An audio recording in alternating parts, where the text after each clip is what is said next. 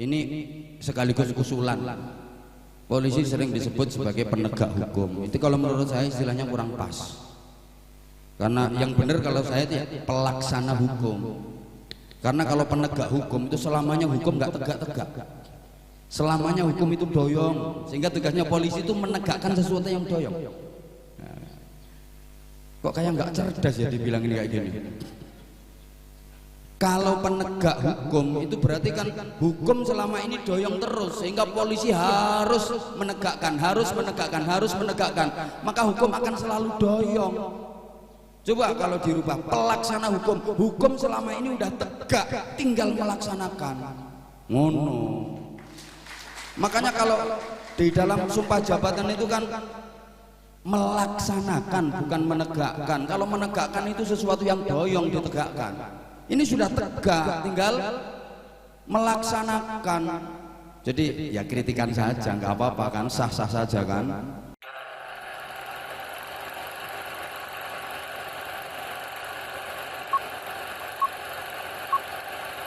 Kita doakan mudah-mudahan Allah senantiasa karuniakan kesehatan lahir batin, kekuatan lahir batin kepada beliau, sehingga beliau mampu membawa Lamandau makin kondusif, makin aman, makin terkendali, makin sukses, makin manfaat, makin berkah.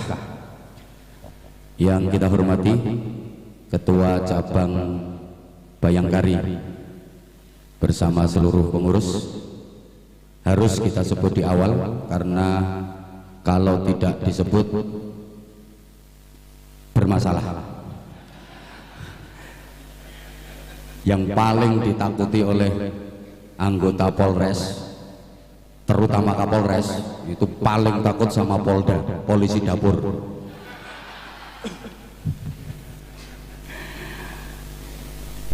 Jangankan kita, Rasulullah Muhammad SAW mengakui betapa peran istri itu sangat krusial, sangat vital, sangat urgen dalam kesuksesan karir suami. Kata Nabi, yang membedakan aku dengan Nabi Adam itu hanya soal istri. Nabi Adam gagal jadi penduduk surga itu karena istri. Aku sukses dalam berdakwah juga karena istri. Kita tahu gagalnya Nabi Adam jadi penduduk surga sampai beliau terusir itu karena kalah sama rayuan istri.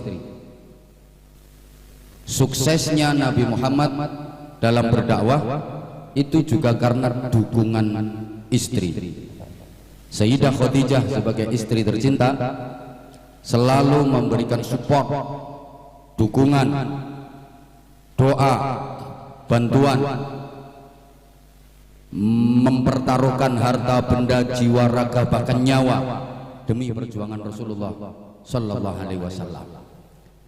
Maka tepat sekali kalau dikatakan di balik suami yang sukses pasti ada istri yang tahes, dan di balik istri yang sukses pasti ada suami yang stres.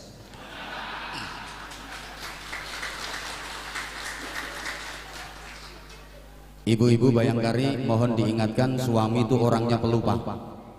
Biar selalu ingat, ditulis gede-gede di tembok rumah, wahai suamiku, suksesmu karena doaku.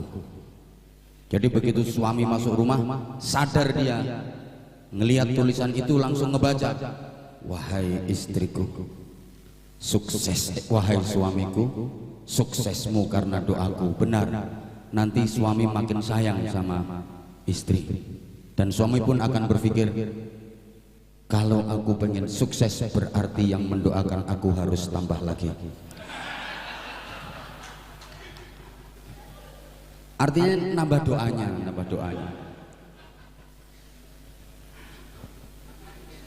Ya baru satu aja suksesnya kayak gini, apalagi yang mendoakan lebih dari satu, kan mesti lebih sukses. Beliau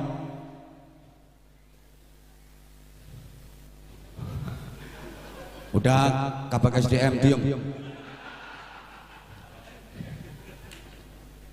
Beliau Pak Kapolres ini junior saya. Kok kayak nggak percaya? Sama-sama AKBP. Kalau beliau Ajun Komisaris Besar Polisi, saya juga AKBP, bahkan udah mantep. Saya AKBP, aku kiainya Bapak Polisi.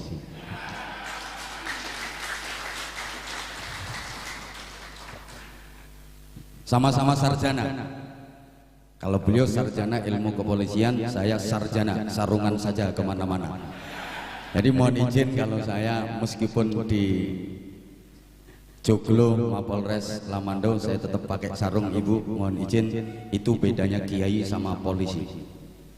Ya, kalau polisi wajib dinas pakai celana, kalau kiai sarung. Kenapa? Sarung itu praktis, ekonomis, elastis, isis, wal gelis. Jadi maka kiai rata-rata anaknya banyak.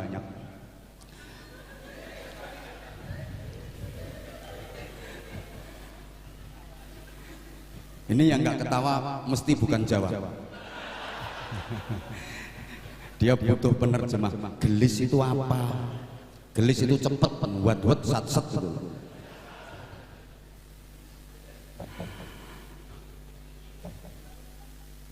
Perbedaan yang kedua, kalau kiai itu ilmunya jelas, nasabnya jelas, gurunya jelas, pekerjaannya jelas, cuma gajinya enggak jelas. Kalau polisi kan pekerjaan jelas, tugasnya jelas, jobnya jelas, gajinya jelas.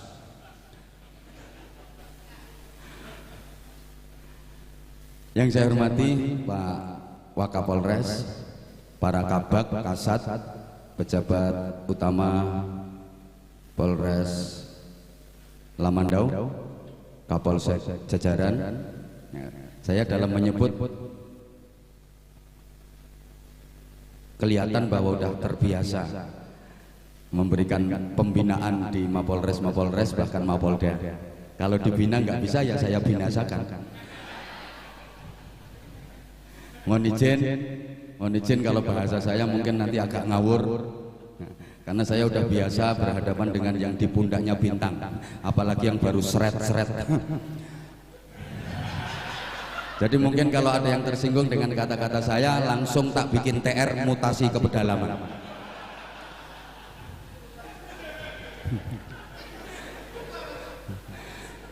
Tapi biasanya yang sepakat, yang manut itu nggak lama promosi jabatan, nggak lama dapat job. Saya kasih contoh ya, mantan Kapolres di daerah kami Bojonegoro itu sekarang jobnya udah keren-keren, udah kompes, udah ada yang pecah bintang. Ya karena sama saya sering ngasih duit, jadi sering sowan dan. Nah ini Kapolres Lamandau kalau pengen cepet ya kayak gitu. Jadi uang bukan segalanya, tapi segalanya perlu uang, betul? Uang bukan segalanya, tapi segalanya perlu uang.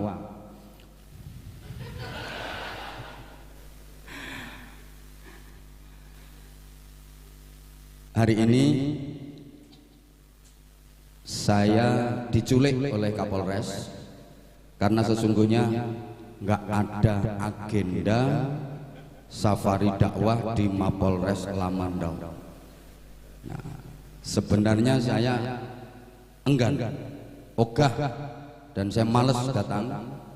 Tapi karena dibawakan Densus 88 tadi sama beliau, sama anjing pelacak, jadi terpaksa saya datang. Mudah-mudahan kehadiran saya bisa sedikit memberikan manfaat untuk seluruh anggota di Mapolres Lamandau ini.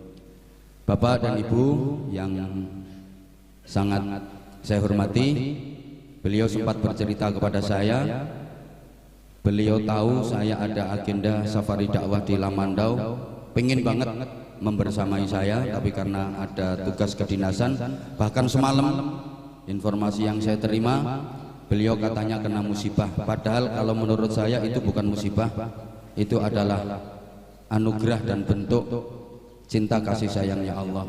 Kadang-kadang kita nggak tahu di dalam sesuatu yang kita anggap itu musibah itu ada nilai keberkahan yang luar biasa. Fa'asa an takrahu syai'an wa huwa khairul lakum. Boleh jadi kita membenci sesuatu, padahal di dalam sesuatu yang kita benci, yang tidak kita suka, itu ada kebaikan yang luar biasa buat kita. Sedianya beliau tadi malam kepingin mendampingi saya safari dakwah di wilayahnya Kapolsek, yaitu Angel, yaitu orangnya Marzuki yang tadi malam tak prediksi usianya tinggal 3 hari. Contoh dan. Tapi beliau nerima, insya Allah sebentar lagi AKP. Kok gak amin? AKP itu aku kepingin pulang ke haribaan Allah Subhanahu wa Ta'ala.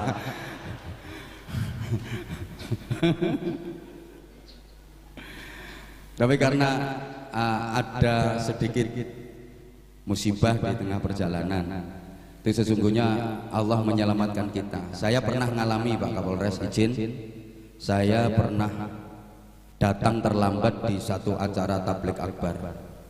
Panitia telepon, ini jamaahnya udah ngumpul ribuan jamaah, tinggal nunggu Pak Kiai, tinggal nunggu Pak Ustadz, tinggal nunggu Pak Ustadz. Ya, saya sedianya mau tepat waktu, tapi acara saya terlambat hampir 1 jam. Hampir 1 jam, panitia udah ribet.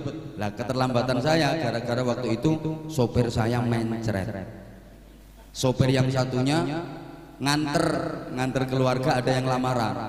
Waduh, ini tak marahin dia. Kamu ini, gara-gara kamu ini aku dianggap nggak disiplin, dianggap nggak tepat waktu, dianggap nggak konsisten. Siapa suruh kamu mencret?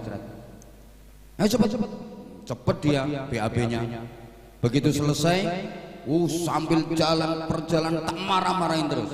Waktu itu saya nggak berpikir, nggak mikir resiko, enggak. Ya, karena saya fokus, nggak enak sama panitia, terlambat hampir 1 jam. Tak marah-marahin. Makanya makan sambal itu jangan ngawur ya. Saya nggak mikir resiko, padahal sopir itu nggak boleh dimarahi. Sopir itu urusan nyawa, nggak boleh dimarahi. Kalau dimarahi, wah dia bisa oleng, dia bisa stres. Saya nggak mikir waktu itu, nggak mikir resiko, tak marah-marahi terus, terbang, udah sampai lokasi ternyata acara ditunda. Maksudnya ditunda itu mundur 1 jam. Kenapa? Karena di dekat lokasinya kebetulan pas pinggir jalan raya. Kurang lebih 1 jam yang lalu ada kecelakaan beruntun, 5 mobil penyet semua. Dan kejadian itu kurang lebih 1 jam yang lalu. Andaikan saya nggak terlambat, mungkin mobil saya termasuk salah satu dari mobil-mobil yang kecelakaan beruntun itu. Begitu tahu peristiwa itu, sopir langsung tak bilangin, untung kamu mencret. Coba kamu nggak mencret, mungkin kita termasuk korban di situ. Tadinya saya marah-marahin, langsung saya rangkul dia. Besok-besok mencret lagi ya. Jadi semua ada hikmahnya. Itu maksud saya. Nah, polisi itu pekerjaan yang luar biasa. Sejujurnya saya dulu itu kepingin banget jadi polisi. Saya waktu kecil pengen banget jadi polisi, termasuk cita-cita prioritas saya. Bener, saya kalau melihat polisi pakai seragam itu di hati itu rasanya bangga banget. Ganteng-ganteng polisi itu, kan ini ganteng-ganteng semua ya. Keren-keren polisi itu, gagah-gagah. Jadi saya pengen banget jadi polisi. Cuma nggak diizini sama ayah saya. Saya dipaksa untuk mondok, berontak saya. Jadi saya dipondokkan di beberapa pesantren. Itu saya nggak betah, pulang, dapat seminggu pulang, dapat 4 hari pulang. Ada kalau nggak salah 9 pesantren itu saya yang nggak kerasan, yang nggak betah, karena nggak sesuai dengan cita-cita saya. Saya pengen banget jadi polisi. Saya ngelihat polisi pakai seragam itu kelihatan gagah, kelihatan keren, gentle gitu loh. Terus bojone ayu-ayu polisi. Tahu ya perempuan itu kalau sama polisi kok takluk, itu saya heran. Padahal gajinya juga nggak seberapa.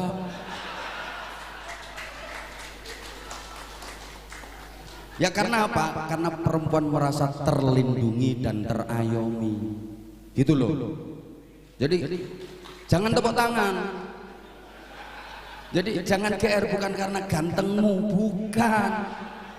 Jadi itu beliau-beliau yang di Bayangkari itu mau kau nikahi itu bukan karena tampangmu, bukan karena gantengmu. Ya karena mereka merasa terlindungi. Itu aja, nggak lebih. Terus keren, punya suami polisi itu keren, bangga loh, bangga, bener saya. Sampai saya itu, wah pokoknya nggak terima saya sama ayah saya, marah saya, nggak suka banget, paksa suruh ke pesantren, sampai ke pesantren yang ke-10 saya baru kerasa.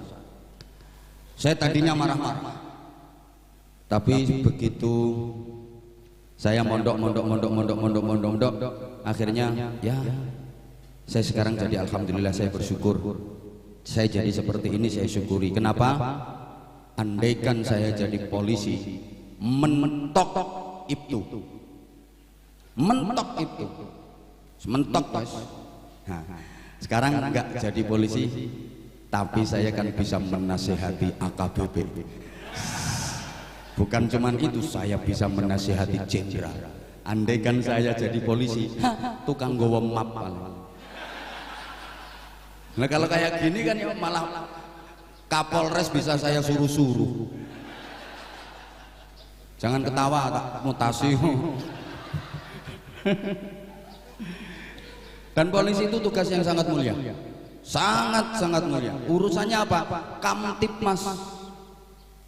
Maka saya paling benci kalau ada ustadz siapapun yang ngomong polisi togut, gundul muamah, dia bilang kayak gitu. Kamu ngaji dulu, kamu ngaca dulu. Subhanallah, kita ibadah, masyarakat menjalankan peribadatan sesuai dengan keyakinan agama masing-masing, merasa nyaman, merasa tenang, itu karena situasinya aman, karena situasinya kondusif.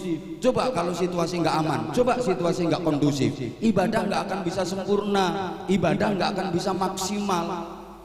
Sejujurnya saya sebagai penceramah, sebagai penyebar agama Islam, saya merasa sangat amat terbantu dengan kinerja kepolisian. Andaikan nggak dibantu sama polisi, nggak bisa lancar urusan dakwah saya. Sehingga kalau saya ditanya nanti di akhirat polisi sama kiai masuknya surga, jelas lebih dulu polisi. Koma. Yang baik.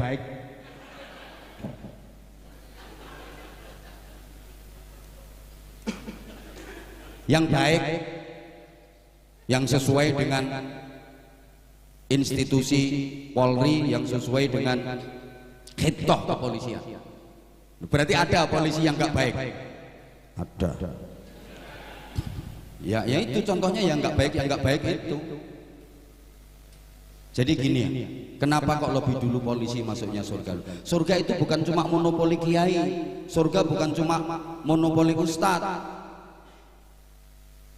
Salah besar kalau ada orang bilang surga itu monopolinya kiai, monopolinya ulama. Jadi ulama itu malah berat masuk surganya, susah masuk surganya. Polisi masuk surganya lebih dulu daripada kiai. Kenapa? Polisi sering mengingatkan orang kepada Tuhan. Orang yang tadinya jauh dari Tuhan jadi dekat karena polisi. Bener. Tadinya nakal, jauh dari Tuhan, tapi bisa jadi deket sama Tuhan. Itu karena polisi. Contoh, naik motor nggak pakai helm, nggak bawa SIM, nggak ada SNK-nya. Begitu melihat polisi langsung, A'udzubillahi minasyaitonirrajim, bismillahirrahmanirrahim. Ya Allah, selamatkan aku dari razia ini. Ya Allah, ya Allah, ya Allah, ya Allah. Padahal biasanya kerjanya ngumpat-ngumpat. Begitu lihat polisi langsung, astagfirullahaladzim, ya Allah, selamatkan, ya Allah. Jadi langsung dekat sama Tuhan. takut kena tilang.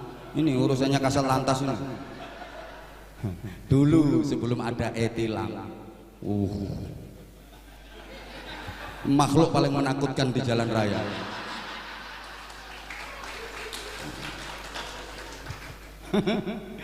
Makhluk paling menakutkan. Nah biasanya orang-orang itu suka nakal. Udah prit, lampu merah diterobos, kan dikejar sama anak buahnya kasat lantas. Mikir, prit, tahu nggak kalau lampu merah? Tahu pak. Kok diterobos? Saya nggak tahu kalau ada bapak. Coba tahu ada bapak nggak yang nggak saya langgar pak? Tilang pak. Damai pak. Damai pak. Nah, dia ngomong damai itu kan sambil keluar duit. ini duitnya diterima apa enggak sama polisi? Hah? Polisi goblok. Terima duit enggak diterima. Kalau enggak diterima polisi goblok namanya. Terima. Cuma sebelum terima nanya, ikhlas enggak kamu? Kan gitu. Ikhlas enggak? Ya dia pengen selamat. Ikhlas pak. Ikhlas pak. Ikhlas. Ambil duit, masukin saku. Surat tilang keluarin. Bingung dia. Loh pak, kok tetap ditilang? Kamu kan udah ikhlas. Kamu udah ikhlas, tetap surat tilang keluarin. Kamu udah ikhlas, nggak usah banyak ngomong. Nih surat panggilan tanggal sekian. Lah duitnya masukin kotak amal masjid, kasihkan anak yatim. Gak usah tepuk tangan, kelakuanmu gak ngono kok. Ya tepuk tangan itu kalau kelakuanmu kayak gitu. Ayo kasat lantas kalau nggak terima sini.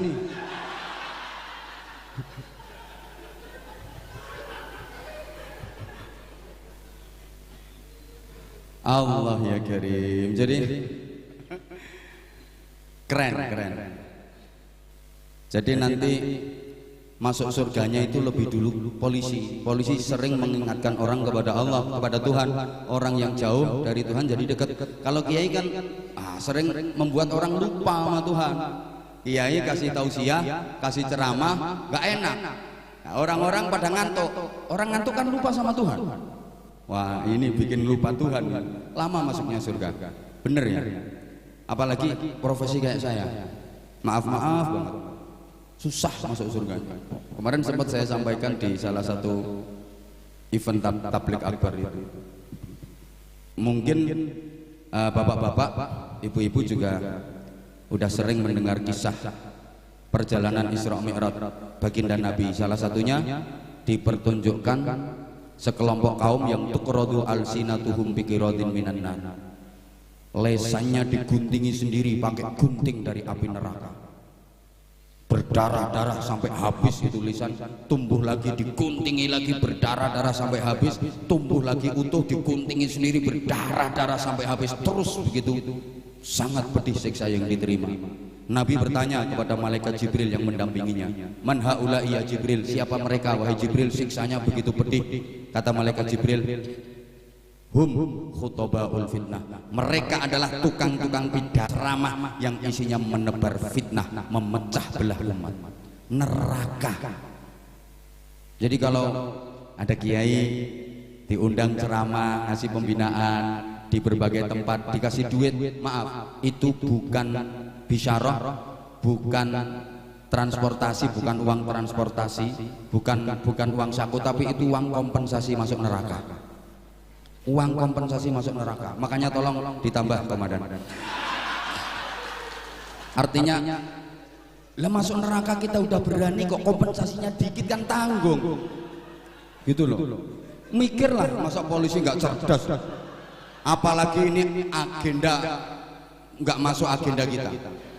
Nggak masuk agenda kita. Sama sekali nggak masuk agenda kita. Ini melanggar kode etik ini. Melanggar kode etik. Nah, supaya polisi itu dapat ridha Allah, cepat masuk surga, tolong niatkan ibadah. Mulai awal niatkan ibadah. Sehingga bukan hanya kinerja bapak-bapak saja. Setiap desah nafas, setiap langkah kaki, setiap gerak dari bapak-bapak bernilai pahala. Ibadah itu bukan cuma sholat, baca Al-Quran, puasa, wirid, zikir, enggak. Semua jenis pekerjaan apabila dilakukan sesuai dengan kehendak Tuhan yang Maha Kuasa, itu bernilai ibadah. Dan ibadah yang terbaik, ibadah yang pahalanya paling besar adalah ibadah yang sesuai dengan profesi. Kalau kiai, ya zikir, ngajar ngaji, menyebarkan ilmu. Doa itu ibadahnya kiai. Ya Allah ya Rahman, ya Allah ya Rahim, ya Allah ya Rahman, ya Allah ya Rahim. Ya Wahhab ya Razak, ya Wahhab ya Razak, ya Wahhab ya Razak. Ya Sami'u ya Basir, ya Sami'u ya Basir, ya Sami'u ya Basir. Ya Dana, ya Dana, ya Dana, ya Dana, ya Dana, ya Dana, ya Dana, ya Dana. Nah, ini kiai bangun masjid kehabisan semen. Ya Dana, ya Dana, ya Dana, ya Dana. Kalau pejabat ibadahnya apa? Kebijakan, kebijakan yang adil, yang berpihak kepada rakyat. Pejabat ibadahnya setempel sama tanda tangan, gitu loh. Sesuai profesi. Kalau pedagang ibadahnya yang bernilai pahala besar apa? Jujur. ASN, PNS ibadahnya apa? Aktif, disiplin, dinamis, jangan makan gaji buta. Itu ibadahnya. TNI ibadahnya apa? Pertahanan, menjaga kedaulatan negara, mempertahankan keutuhan wilayah negara kesatuan Republik Indonesia. Polisi, ibadah yang paling besar pahalanya apa? Kamtibmas. Gitu loh. Maka saya sering sarankan, Pak Kapolres ini ibadah yang nilai pahalanya paling besar adalah kalau bisa menciptakan wilayah hukum Kabupaten Lamandau ini kondusif, aman, mampu meminimalisir tindak pidana dan tindak kriminal. Ini pahalanya beliau paling besar. Jadi kita nggak boleh iri. Kapolres nggak pernah puasa. Lo misalnya Kapolres itu Senin Kemis puasa, rajin Senin Kemis puasa, tiap malam qiyamul lail, tahajud, sholat witir, wiridan, muter tasbih terus, wiridan, sulastri, sulastri, sulastri, sulastri, sumiati, sumiati, sumiati, sundari, sundari, sunarse, sunarse. Kok ngapalin janda se-Kabupaten Lamandau. Akhirnya Kapolres, sorry, capek kan? Senin Kemis puasa, Senin Kemis puasa, malam tahajud, paginya nggak ngantor, nggak ada apel, anggotanya akhirnya nggak disiplin, sehingga wilayah hukum Lamandau jadi nggak kondusif. Ada orang kehilangan motor, lapor Pak Polisi, lapor Pak Polisi, motor saya hilang, udah urus sendiri, aku lemes. Ini malah tahajudnya Kapolres, puasanya Kapolres nggak dapat pahala. Itu makanya Kapolres tahajud jarang-jarang saja, puasa Senin Kemis jarang-jarang aja. Seneng tak kasih jurus malah. Udah males tahajud dikasih tahu kayak gini, diingetin nama ketua cabang Bayangkari, Pak nggak sholat malam Pak, ibadahku bukan di situ. Gitu loh. Jadi apa ya, ada wilayah hukumnya sendiri-sendiri. Yang penting dikerjakan dengan profesional. Innallaha yuhibbu 'abdan muftarid. Allah mencintai hambanya yang profesional. Sekarang dari sisi duniawi saja ya, apapun kalau dikerjakan dengan profesional hasilnya maksimal. Apa saja kalau dikerjakan secara profesional hasilnya maksimal. Jangankan urusan akhirat, urusan duniawi aja. Sekujur tubuh manusia ini kalau digerakkan secara profesional hasilnya maksimal. Coba rambut itu kalau profesional jadi duit. Rambut ya diure, digembiak, terus digobek nih, seret, keluar tulisannya zing. Berapa detik aja tampil di televisi, ratusan juta, karena rambutnya profesional. Nggak kayak rambutmu banyak kutunya, rambut amatir. Maaf, mata ini kalau profesional jadi duit. Contoh ini tukang syuting, tukang nginceng, ini cuma ngintip aja pekerjaannya, ngintip aja jadi duit karena mata profesional. Lah kalau matamu ngintip perempuan mandi ya diculek uang. Amatir, sorry, hidung kalau profesional jadi duit. Itu penjual parfum, penjual bunga, itu hidungnya profesional jadi duit. Mulut ini kalau profesional ya, ngomong setengah jam aja udah kelihatan hasilnya. Ini kalau mulutnya profesional.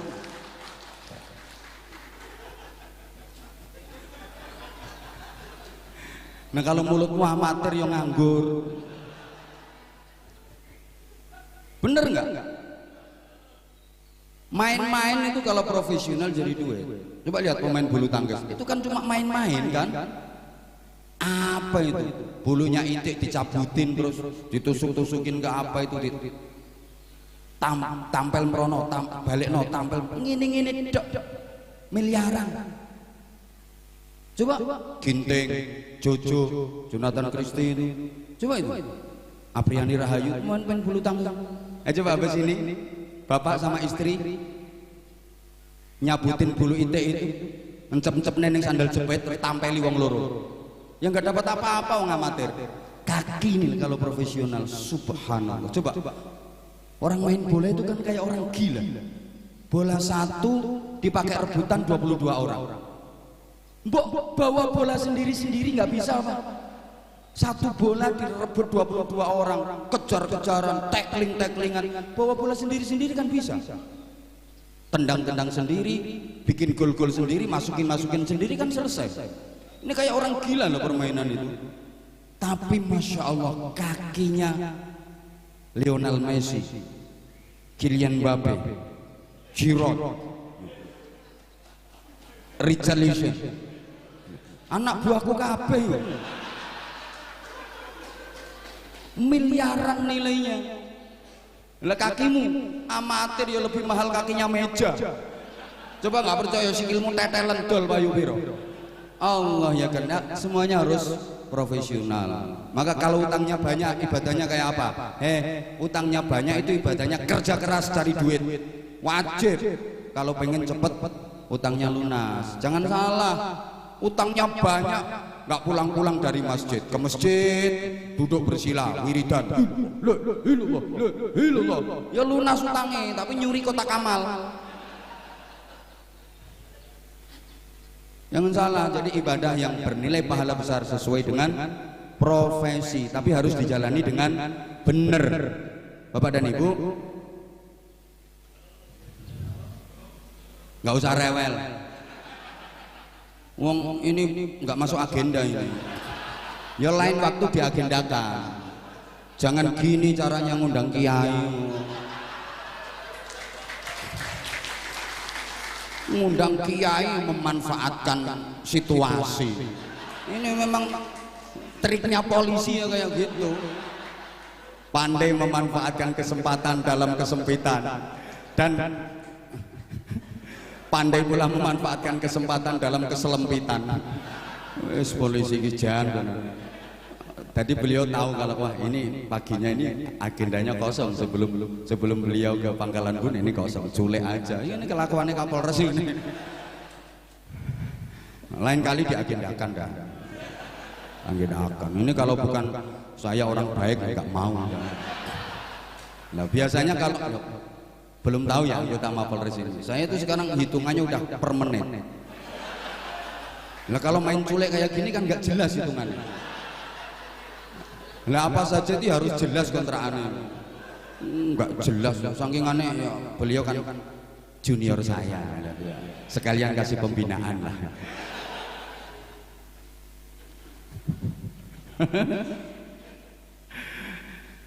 Supaya jadi baik. Saya simpel satu saja. Ingat sumpah jabatan, itu aja. Ingat sumpah jabatan. Pakai kitab suci agama masing-masing, pakai nama Tuhan. Coba diingat lagi. Demi Allah, saya bersumpah bahwa saya akan melaksanakan peraturan perundang-undangan dan tugas kedinasan yang dipercayakan kepada saya dengan penuh pengabdian dan seterusnya itu. Apal tahu jadi polisi kok. Lek sampean nggak apal soalnya gak dilaksanakno. Makanya kalau saya jujur ya, ini sekaligus usulan. Polisi sering disebut sebagai penegak hukum. Itu kalau menurut saya istilahnya kurang pas. Karena yang benar kalau saya itu ya pelaksana hukum. Karena kalau penegak hukum itu selamanya hukum nggak tegak-tegak. Selamanya hukum itu doyong, sehingga tugasnya polisi itu menegakkan sesuatu yang doyong. Kok kayak nggak cerdas ya dibilangin kayak gini.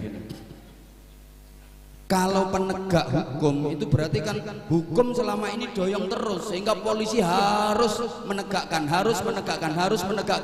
maka hukum akan selalu doyong.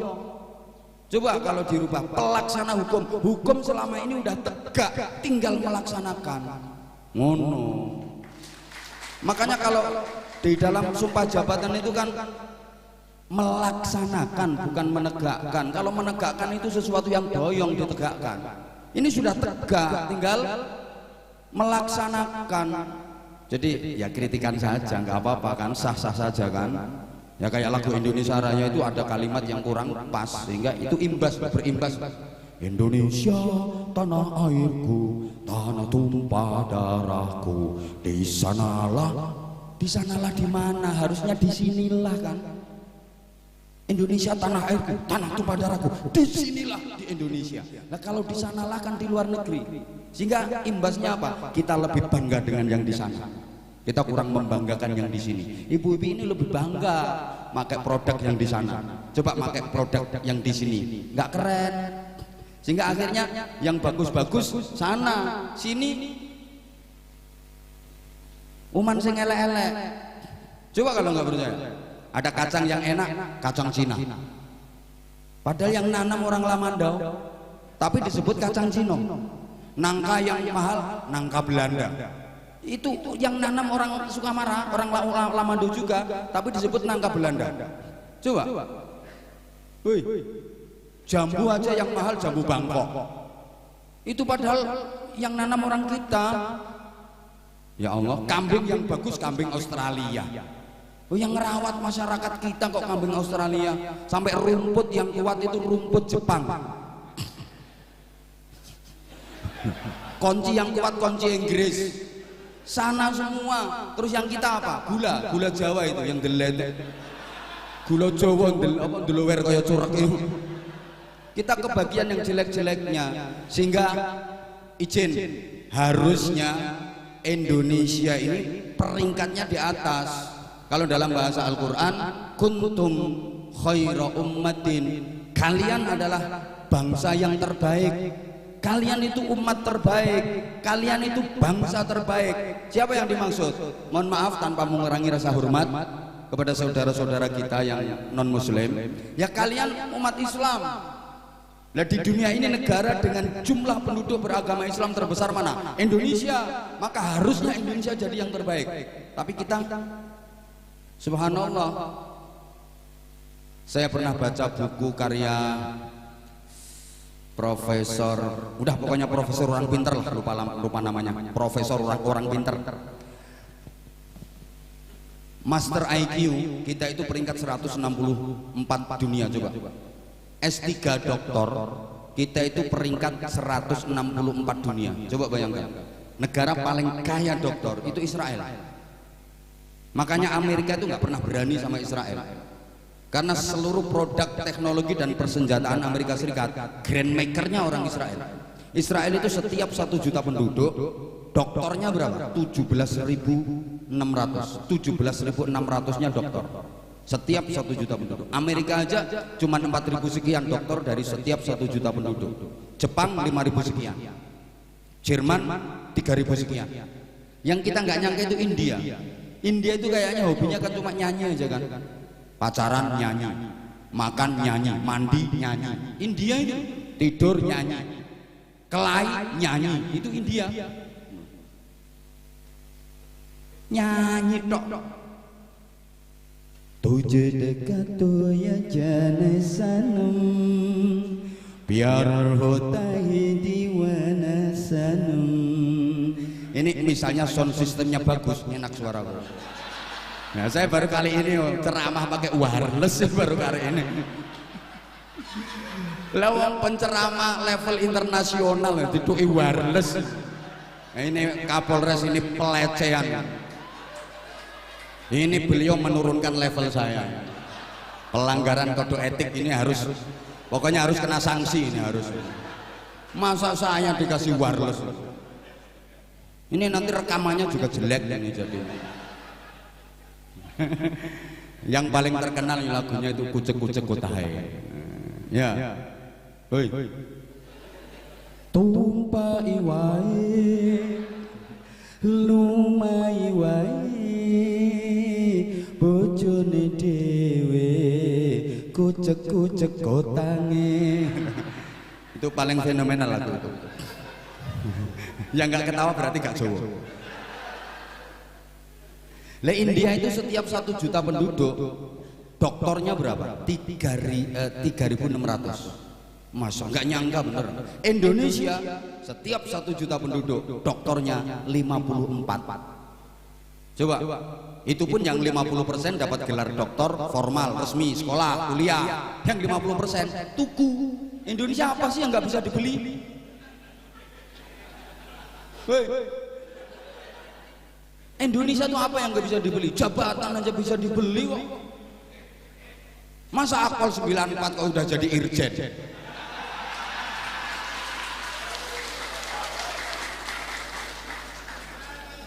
Bolomu menengok dan bingung dia kok paham betul ini penasehat kepolisian. Halo, Indonesia tuh apa yang nggak bisa dibeli? Hukum aja bisa dibeli kok. Makanya ya jangan disalahkan kalau banyak kritikan di sana sini. Kalau orang miskin yang bermasalah, saudara dikenakan pasal sekian, dok, lemes. Coba kalau orang kaya, saudara dikenakan pasal sekian, berapa harga pasalmu? Ngono. Maka ketuhanan yang Maha Esa kadang dirubah jadi keuangan yang Maha Kuasa.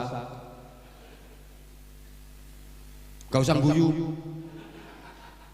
Ini saya marah betul kalau soal itu.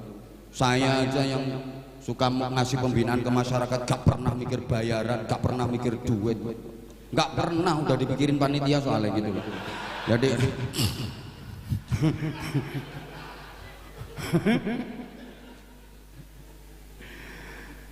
tapi saya pernah sampaikan memang kita miskin dokter dalam soal ya Allah ya Karim ya Allah konsolidasi keilmuan. Mungkin kita kalah sama negara-negara luar, kita kalah, tapi kita punya sesuatu yang tidak dimiliki oleh negara luar. Kita punya keistimewaan yang tidak dimiliki bahkan oleh Jepang, bahkan oleh Amerika sekalipun. Kita miskin dokter, ya, tapi kita punya sesuatu yang tidak dimiliki oleh negara-negara top di dunia. Apa itu? Dukun. Nah, Indonesia ini kaya dukun, mulai dukun bayi sampai dukun cabul lengkap.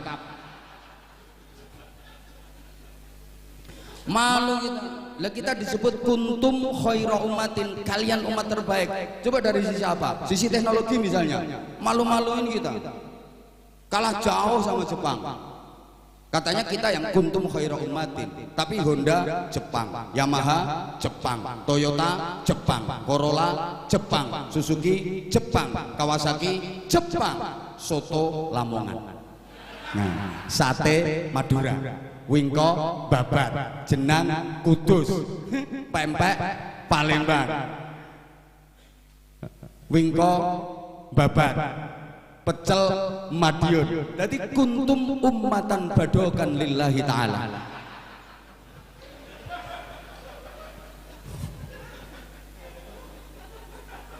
Gak ngerti ummatan panganan lillahi ta'ala itu loh.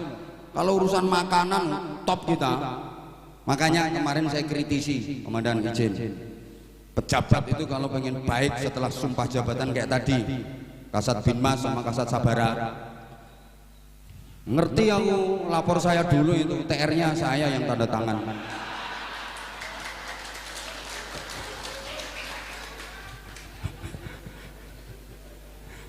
Ini kalau nggak tak rekom nggak dadi Kasat Binmas ini. Kalau nggak saya rekom nggak dadi. Wong harusnya dia itu ke Papua sana. Harusnya. Tapi saya kan kasihan sama dia. Ya udah nggak usah, balik kandang aja. Balik kandang aja.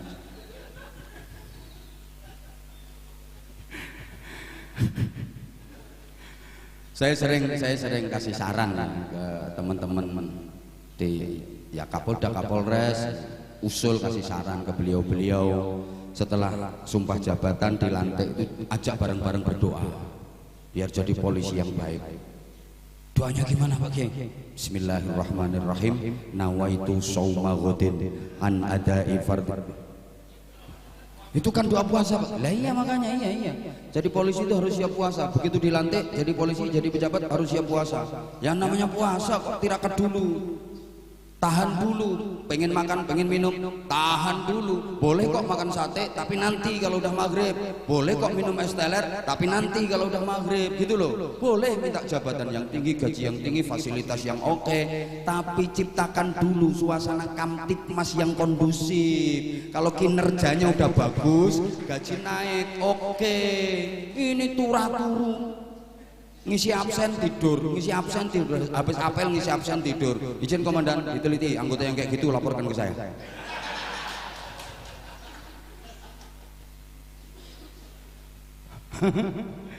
Lah kadang-kadang enggak ya, salah doa. Habis dilantik sumpah jabatan terus bikin pesta, kan doanya Allahumma barik lana fima razaqtana, sehingga apa-apa dimakan. Tuh loh. Izin kalau ada yang tersinggung. Saya kan udah izin. Terakhir. Emah.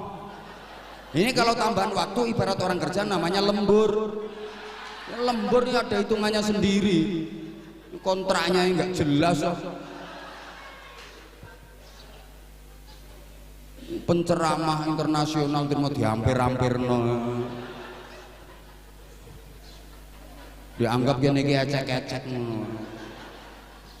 Saya cuma pesen kayak gini, bekali diri dengan ya tadi seperti instruksi dari beliau Pak Kapolres, iman dan takwa itu kunci utama, karena iman itu motor penggerak.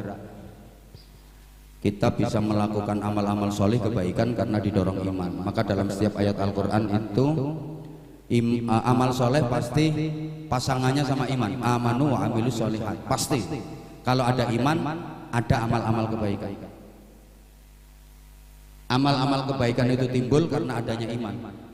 Kalau nggak ada iman, ya nggak ada amal-amal kebaikan. Semakin kuat keimanan, semakin kuat pula, semakin banyak pula amal-amal soleh, amal-amal kebaikan kita. Semakin lemah keimanan, semakin lemah pula amal-amal soleh kita, semakin rendah kualitas amal-amal kebaikan kita. Memang iya, itu satu. Terus kalau saya di mana-mana bekali diri dengan ilmu, karena ilmu itu penting banget.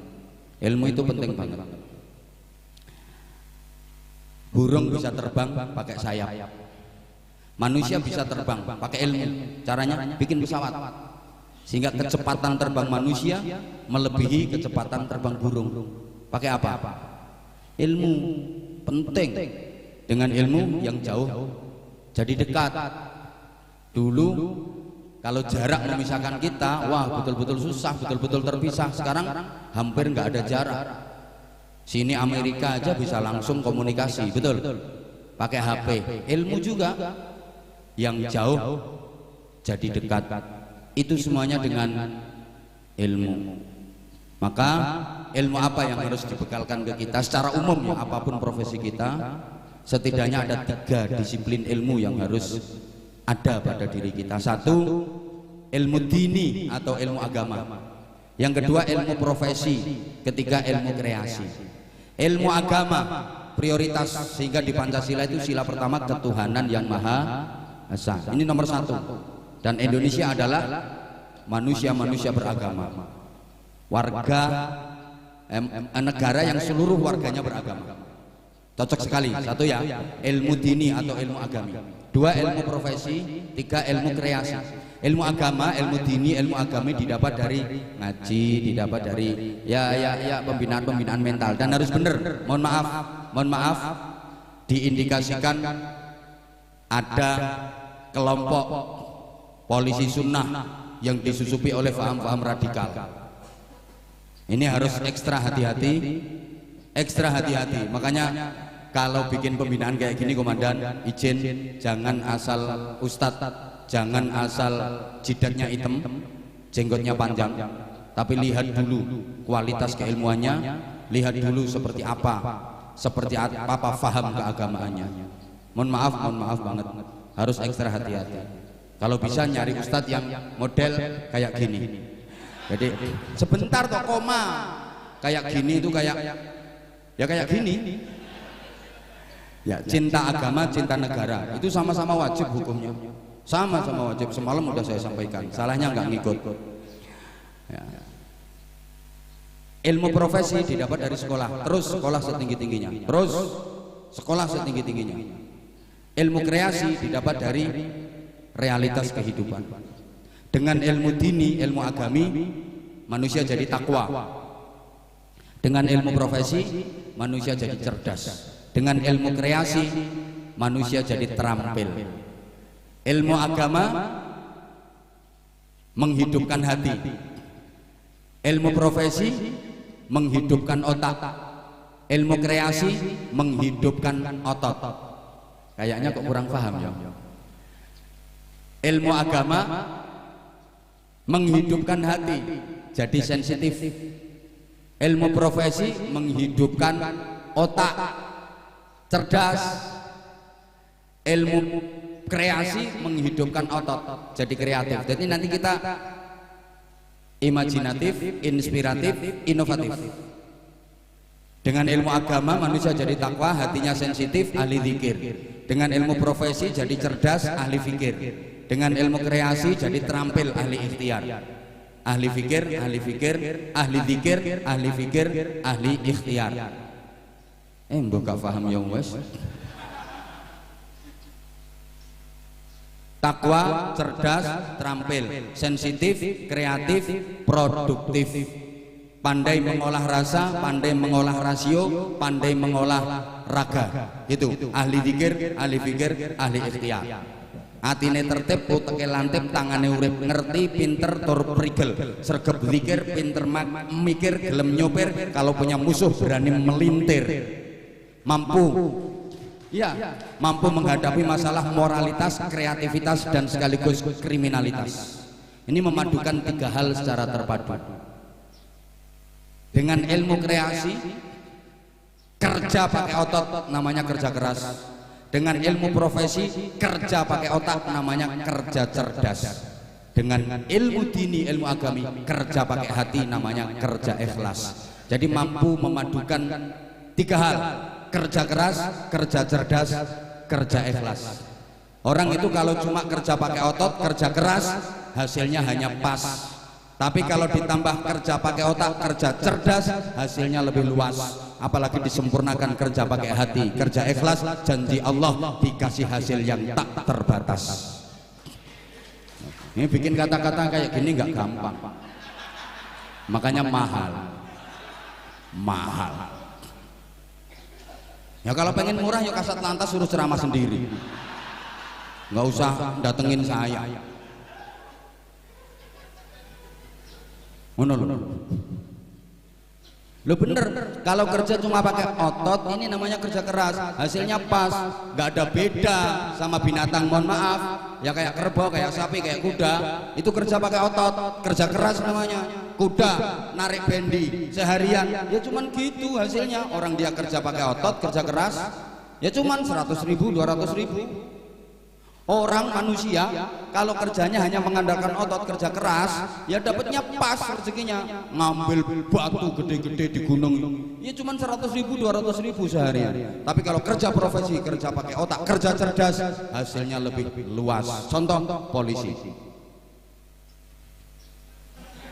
Loh iyalah, wong tiup peluit dadi duwe. Apalagi kalau udah AKBP, sekali tanda tangan neret cetok ngene. Lah nek wekmu sak lengker-lengker ngene iki ora payu tanda tanganmu. Profesi gitu loh. Loh. Tak kasih tahu lagi ya. Kalau kerjanya keras, pakai otot, kerja keras, ya hasilnya pas. Orang nyari batu di pegunungan itu, batu gede-gede itu yang diambil. Kuintalan itu, grotok-grotok, pertentangan 100.000, 200.000. Tapi kalau kerja profesi, kerja cerdas, batu kecil diambil, hasilnya ratusan juta. Batu ginjal, itu loh dokter.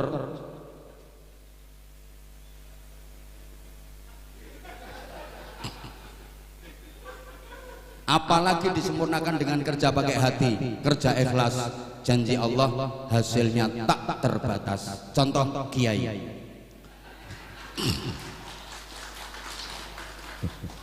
Kiai mana ada kiai kerja keras? Pernah lihat kiai nyuluh kodok golek bekicot jadi kenek jual balon? Enggak ada.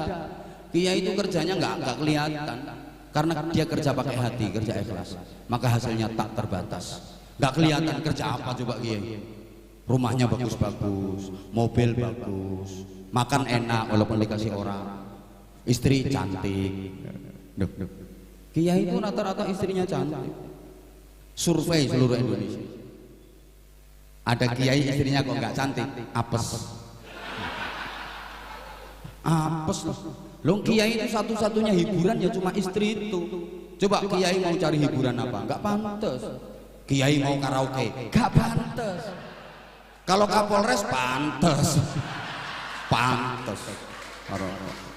Jadi hiburannya banyak. Kiai mau main biliar, nggak pantas. Jalan-jalan di pantai aja nggak pantas. Hiburan satu-satunya hiburan ya istri. Udah satu-satunya hiburan cuma istri, jelek pula. Taqabbalallahu minna wa minkum taqabbal ya karim. Makanya Allah itu adil, rata-rata kiai itu istrinya cantik. Di dunia ini laki-laki yang istrinya cantik itu ada 3. 1 pejabat, 2 orang kaya, 3 kiai. Pejabat rata-rata istrinya cantik, glowing. Nah iya, perhatikan pejabat rata-rata pejabat istrinya cantik. Makanya lewat kelas Kapolres ke atas nggak ada yang jelek istrinya. Itu yang resmi.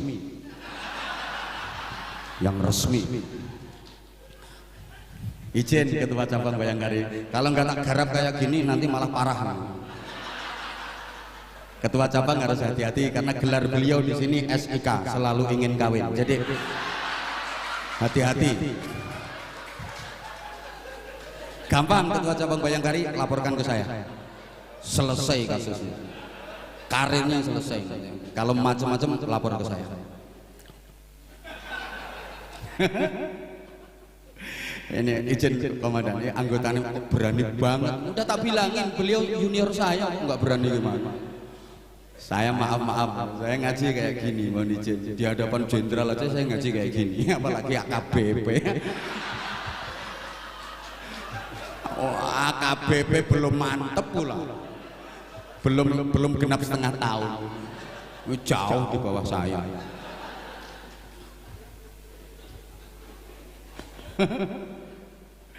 Mohon izin, ya mudah-mudahan wes kurang.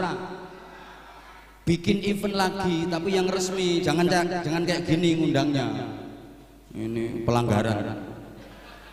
Udah kita berdoa. Wajib hukumnya kita mengandalkan menyandarkan diri kepada Allah Subhanahu wa taala. Ya doa, ya ikhtiar, ya usaha, ya doa. Harus dua-duanya. Jangan sampai menghilangkan peran Allah. Libatkan Tuhan dalam segala urusan kita. Jadi kita itu kalau kelasnya kita ya doa, ya usaha, ya doa. Usaha tanpa doa kesombongan, doa saja tanpa usaha kebohongan. Saya sering sampaikan di mana-mana, kalau usaha saja tanpa doa melupakan Tuhan, menghilangkan peran Tuhan, itu sombong. Doa aja tanpa usaha bohong, omong kosong. Santri aja loh yang di pondok pesantren, kalau pengen jadi ustadz ya harus belajar ngaji, mutolaah deres rajin. Kalau cuman muter tasbih aja yang nggak jadi ustadz, jadi dukun. Ini ada wilayah action, bukan wilayah doa. Ada wilayah action. Kayak bapak misalnya pengen punya anak, istri nggak cukup di-Fatihai, Pak. Pengen punya anak, istrinya udah tidur Al-Fatihah, tiup perutnya, besok istrinya wis matang Al-Fatihah, nggak diapa-apain, ya nggak bisa hamil. Ya Fatihah, tapi sambil diutek-utek, Pak. Jangan cuman Fatihah aja. Tuh loh. Bapak naik mobil di jalan tol, pas di pintu tol ada portal. Portal menghalangi, tolnya ditempelin, tek bunyi, maaf, pulsa Anda habis. Terus dibacakan ayat kursi. Naik apa enggak portalnya? Yang enggak itu bukan wilayah doa, bukan wilayah ayat kursi, wilayah duit. Gitu loh. Itu wilayah duit. Ibu-ibu waktunya belanja. Ya saya doakan mudah-mudahan cukup. Ya ditapuk parut lambung. Itu loh. Itu wilayah doa jere ibu. Ya saya doakan mudah-mudahan kenyang tanpa makan ya gitu. Ada wilayah action gitu loh. Makanya kadang-kadang lucu. Sepak bola diistighosai. Itu kan bukan wilayahnya toh. Undang kiai seluruh Indonesia yang ampuh-ampuh doanya, suruh istighosah mendoakan timnas Indonesia. Ayo ditandingkan sama Argentina. Bonyok. Itu wilayah action kok. Ya harus action, harus doa. Itu loh. Tapi penting, doa juga penting. Jangan lupakan peran Tuhan. Apalagi akhir-akhir ini polisi mendapatkan ujian yang luar biasa. Institusi Polri sedang diuji sama Tuhan, sama Allah. Tapi insya Allah ini Tuhan ingin menyelamatkan institusi Polri dari semua kejadian yang ada. Itu cara Tuhan untuk menyelamatkan institusi Polri. Mudah-mudahan Polri tetap bisa konsisten, istiqomah dalam kinerjanya, makin profesional, makin presisi dalam mewujudkan Kamtibmas, mengayomi, melindungi masyarakat. Terlebih di penghujung tahun ini kita bermohon kepada Allah Subhanahu wa taala. Selamat Kasat Binmas dan Kasat Sabara, juga seluruh anggota Mapolres Lamandau. Mudah-mudahan Allah lindungi, mudah-mudahan Allah selamatkan dalam menjalankan tugas. Sekali lagi niatkan ibadah kepada Tuhan, niatkan mengabdi kepada negeri. Insya Allah seluruh desah nafas, gerak langkah, apapun yang bapak-bapak dan ibu-ibu lakukan akan dicatat sebagai peribadatan, akan menjadi pahala di sisi Allah Subhanahu wa taala, dan mudah-mudahan benar-benar membawa keberkahan dalam kehidupan kita. Al-Fatihah.